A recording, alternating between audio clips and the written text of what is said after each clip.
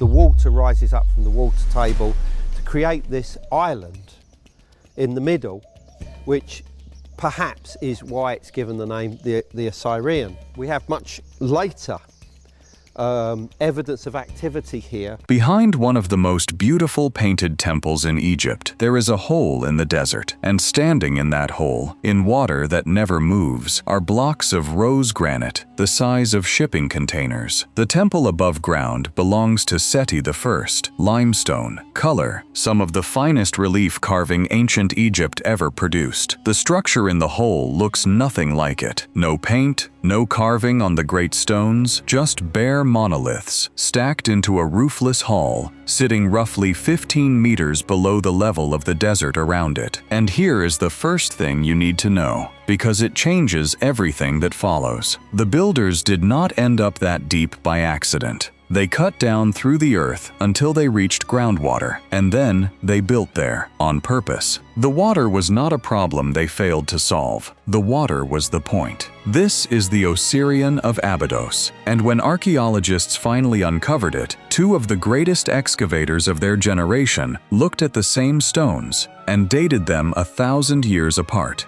Now, when a claim like that appears today, it usually comes from someone standing outside archaeology, shouting in. This one did not. The man who said the official date was wrong by 1,000 years, was Edouard Naville, Swiss. Formidable. One of the most respected Egyptologists alive at the time. And he said it while standing in the excavation trench itself, with the granite right in front of him. The argument he started took 20 years to settle, and when it finally ended, 3 questions were left standing that have never been fully answered. So let's walk through it the way it actually happened, one discovery at a time. Abydos sits on the west bank of the Nile, in Upper Egypt, and it is one of the oldest sacred places in the country. Long before the pyramids, this was the burial ground of Egypt's first kings. Later generations went further. They decided that one of those early royal tombs was not the tomb of a king at all. It was the tomb of Osiris himself, the god of the dead, the god who died and rose again. If you were an ancient Egyptian and you could be buried anywhere, you wanted to be buried at Abydos. Pilgrims came here for 4,000 years. Around 1290 BC, the pharaoh Seti I chose this ground for his great temple. And his temple does something no other major temple in Egypt does. Every classic Egyptian temple runs in a straight line.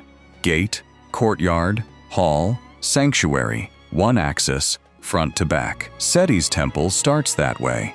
And then, at the rear, the entire building suddenly bends. It turns in an L shape, wrapping to the side, as if the architects reached a certain point in the desert and refused to build across it. For a long time, nobody asked what was behind the temple that a pharaoh's architects would go around. The answer began with a detail. In 1902, a young archaeologist named Margaret Murray was working at Abydos under Flinders Petrie, and Murray is a name worth remembering, because most tellings of this story leave her out. Studying the ground at the rear of Seti's temple, she identified traces of something buried, something large. Petrie's team opened the first cuts the following season, and the sand began to give up the edge of a structure that matched nothing on the surface. But sand at Abydos is deep, and money runs out. The site would have to wait for a bigger excavation. And when that excavation came, it collided with a sentence written 2,000 years earlier. Around the time of Christ, a Greek geographer named Strabo traveled through Egypt, writing down what he saw. At Abydos, he described something strange, a well or a fountain lying near the temple at a great depth. Remarkable, he said, for its corridors, whose ceilings were formed of enormous single blocks of stone. For centuries, scholars read that line the way you might read an old travel brochure. Colorful, probably exaggerated. There was no giant sunken structure at Abydos. You could stand at the temple and see for yourself. Sand, stone, horizon. Then, in 1913 and 1914, Edouard Naville brought a full expedition to the spot Margaret Murray had flagged. and dug. What came out of the ground was a hall of monolithic granite, buried at depth near the temple, matching the old geographer almost line for line. Naville wrote, in effect, "There is no longer any doubt. This is the well of Abydos." Strabo had not been exaggerating. He had been reporting. Hold on to that pattern, because this channel keeps meeting it. The Old testimony was not wrong. It was early, but Naville had barely finished proving a Greek geographer right when he made a claim of his own, and this one would split the field. First, understand what was standing in that pit, because the argument only makes sense if you can see it. At the heart of the Osirion is an island, a rectangular platform of stone surrounded on all four sides by a channel of water. Not rainwater, not floodwater, but groundwater, rising up from the aquifer the builders had deliberately cut down to reach. On that island stand 10 pillars of rose granite. Each one is a single block. The granite came from Aswan, several hundred kilometers up the Nile. Across the tops of the pillars lie architraves, the great horizontal beams, and the largest blocks here are estimated in the tens of tons, with the biggest estimates approaching 100. Around the central hall, 17 small chambers are set into the walls, dark and plain, and the whole structure is reached by a descending passage over 120 meters long, cut down through the earth like the entrance to a mine. Picture the working conditions for a moment. You are placing beams heavier than a loaded truck at the bottom of a 15-meter pit on the edge of open water that seeps back as fast as you can manage it. A modern contractor would attack this with diesel pumps and steel cofferdams. The builders of the Osirion had none of that, and yet the pillars stand plumb, the beams sit true, and the island still holds its shape after more than 3,000 years. Now look at the style, because this is what stopped Naville cold. Seti's temple, a few dozen meters away, is covered in decoration. Every wall, every column, painted and carved. That was the fashion of the age, and Seti's craftsmen were the best in the world at it. The Osirion's great granite core has none of it. Bare stone, massive, plain, cyclopean. Enormous blocks doing the talking, with no ornament at all. Naville had seen that style before. Everyone had. It is the style of the Valley Temple of Khafre at Giza, the austere granite hall beside the Sphinx, built in the Old Kingdom, in the age of the pyramids. Same bare monoliths, same square pillars, same silence in the stone. And the Old Kingdom was 1,000 years before Seti I. So Naville drew the obvious conclusion. This structure, he argued, was not Seti's work at all. It belonged to the deep past. Seti had simply built his temple beside something already ancient, which would even explain the bend in the temple's axis. The pharaoh's architects were going around a monument older than the pharaoh's dynasty, and here is the part people forget. That was not a fringe theory. For roughly a decade, that was the leading professional answer. Science, when it works, answers arguments with shovels. In 1925, the Egypt Exploration Society sent a new field director to Abydos, a young Dutch archaeologist named Henri Frankfort. His instructions were simple and brutal.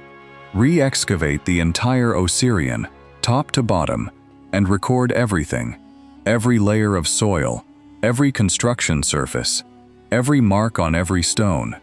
It took 4 seasons, and in the course of them, Frankfort's team found what Naville's faster excavation had missed. They found the construction layers, showing how the pit and the building had gone into the ground, and the stratigraphy tied that work to the era of Seti's temple, not to the deep past. They found Seti's royal name in the fabric of the monument, and they found something better than a name, a dedication left by the builders themselves, reading, Menmatre is beneficial to Osiris. Menmatre, the throne name of Seti I, not graffiti, added by a visitor. A builder's inscription, in the building, The decoration told the same story. The entrance passage and chambers carry funerary texts. The Book of Gates, scenes of the underworld, begun under Seti and completed by his grandson, the pharaoh Merentah, after Seti died with the monument unfinished. Frankfort published in 1933, and the case was strong enough that it has held ever since. Modern scholarship agrees. A detailed study of Seti's monuments in the year 2000 put it plainly. The Osirion can be dated confidently to Seti's reign. So the mainstream won this one. And on this channel, we say that clearly, because the evidence deserves it. Naville was wrong about the date. But be careful, because proving who built it is not the same as explaining it. And what Frankfort's victory actually did was replace one mystery with a stranger one. Sit with the situation the evidence leaves us in. If Seti I built the Osirion, and he did, then Seti I built, in the middle of Egypt's most decorated age, a monument in a style that had been dead for 1,000 years. Bare Cyclopean granite, in the age of painted limestone. Nothing else he built looks like this. Almost nothing anyone in his era built looks like this. Egyptologists have a name for it: deliberate archaism. Seti was building the tomb of Osiris, a god from the beginning of time, and so his architects reached back to the oldest architecture they knew, the style of the Pyramid Age, to make the building feel primordial. It is a real phenomenon. Egyptians did sometimes imitate their own past. But notice what this particular imitation required. Not a painted reference, not a stylistic nod. Quarrying, shipping, and setting monoliths, estimated up to 100 tons, at the bottom of a flooded pit, to reproduce the engineering of an age 10 centuries gone. It is the only known case of archaism executed at this scale, and it was done so faithfully that 3,000 years later, it fooled Edouard Naville, one of the best-trained eyes of his generation, into dating it to the very period it was imitating. Ask yourself, what did Seti's architects study to copy the Old Kingdom that well? What did they think they were copying? We do not fully know, and that is only the first surviving question. The second one is the water. Here the mainstream answer is not just strong, it is genuinely beautiful, and it deserves to be heard in full. In Egyptian belief, before the world existed, there was only water, the dark, endless water of none. Creation began when the first mound of earth rose out of that water. Every temple in Egypt gestured at that moment. The Osirion does not gesture. It is the moment, built in stone, an island, rising out of real water, with the god of resurrection at its center. The builders chose this exact spot because a natural spring lay here. The groundwater was not an obstacle to the design. The groundwater was the design. As theology, that answer is complete. As engineering, it opens a door it does not close, because someone still had to do it. Someone had to cut a pit through 15 meters of earth into an active aquifer, hold back the seep, found an island in it, and land granite beams the weight of loaded trucks onto pillars standing at the waterline, with ropes, ramps, levers, and muscle. We know roughly what tools they had. What we do not have is a record of how those tools solved this site. The logistics were never written down, or the record never survived. Either way, the method is gone. And there is one more voice in this argument. A voice 2,000 years older than either professor. Strabo. Remember what he actually recorded. Even in his day, with pharaonic civilization still alive around him, this sunken hall was already being pointed out to travelers as a wonder. Deep, strange, worth writing home about. 13 centuries after Seti, the Osirion was already something people struggled to explain. The mystery is not a modern invention. It is part of the site's own history. Which brings us to the Osirion today, and to an ending with an edge to it. Stand at the rear of Seti's temple now and look down. and you will see the granite hall standing in water far deeper than its builders ever intended. Over the last century, the regional water table has risen, modern agriculture, modern dams, and the flood has climbed the pillars year by year. The central hall is permanently drowned. The lower passages are unreachable. The monument is closed. You look down on it from above, at stone soaking in green water.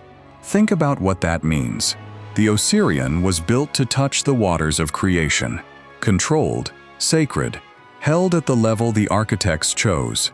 And now the same water, unmanaged, is slowly taking the building back. The thing that made it holy is the thing destroying it. Somewhere under that flood are surfaces no one has studied with modern instruments, texts going soft in the wet, answers dissolving while the argument about them continues in the dry.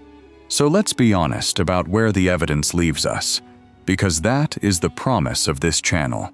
The Osirion is not the work of a lost civilization. The stratigraphy, the builder's dedication, the royal names, they all say Seti I, around 1290 BC, and they say it clearly. Naville's date was wrong.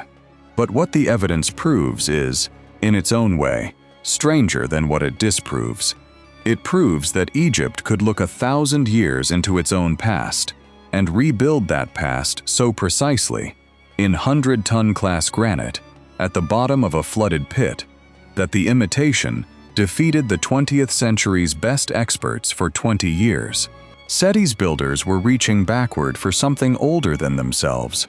What exactly they thought they were reaching for, what model they followed, and how they landed those beams at the waterline. Those answers went into the ground with them. The least wrong answer is this: we know who. We only partly know how, and we still do not fully know why it had to look the way it looks. So here is my question for you, and I genuinely want to read your answers. Put yourself in that trench in 1914. The inscriptions have not been found yet.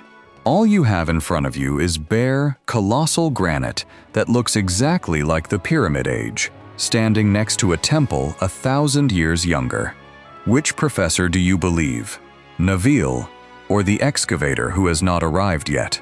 And more importantly, what evidence would have changed your mind? Tell me in the comments, because how we decide is the whole game in archaeology.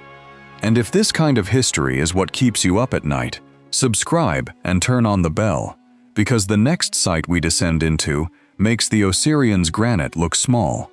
An underground gallery in Egypt holding 24 stone boxes that a modern factory says it could not reproduce. Until then, the old accounts have a habit of being early, not wrong. Sleep well.